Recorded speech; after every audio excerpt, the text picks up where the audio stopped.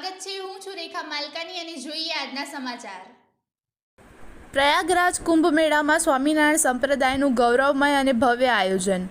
પ્રયાગરાજ કુંભ મેળામાં આયોજિત આતિથ્યમય ધાર્મિક કાર્યક્રમમાં વડતાલ પીઠાધિપતિ 1008 આચાર્ય શ્રી આજેન્દ્ર પ્રસાદજી મહારાજ અને પરમ પૂજ્ય 108 ભાવિ આચાર્ય શ્રી નૃગેન્દ્ર પ્રસાદજી મહારાજની દિવ્ય ઉપસ્થિતિએ સમગ્ર પર્વને પવિત્રતા શોભા આપી। પરમ પૂજ્ય એસપી સ્વામી ગઢડાના દ્રઢ સંકલન અને સુચિંતિત આયોજન હેઠળ સ્વામિનારાયણ નગરના ભવ્ય પંડાલની રચના કરવામાં આવી હતી, જ્યાં 5 દિવસ સુધી કથા, યજ્ઞ અને સત્સંગ યોજાયા। હજારો હરિભક્તો અને શ્રદ્ધાળુઓએ આ ધાર્મિક મહોત્સવમાં ભાગ લઈને આધ્યાત્મિક આનંદ અનુભવ્યો। આવૃત્તિનો એક વિશેષ અને સૌનું ધ્યાન આકર્ષતી ઘટના ત્રિવેણી સંગમ સુધીની ભવ્ય શોભાયાત્રા રહી।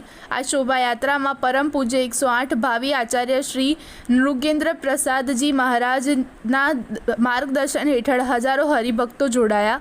પ્રભુના દિવ્ય દર્શન સાથે ભક્તિમય નાદ અને ધર્મધ્વજાઓની સાથે શોભાયાત્રાએ સમગ્ર પ્રયાગરાજમાં ભાવિ ભક્તોનો મહિમા ફેલાવ્યો હતો। ત્રિવેણી સંગમ તટે પહોંચતા જ યાત્રાળુઓએ પવિત્ર મહાસ્નાન અને ધાર્મિક વિધિનો લાભ લીધો હતો।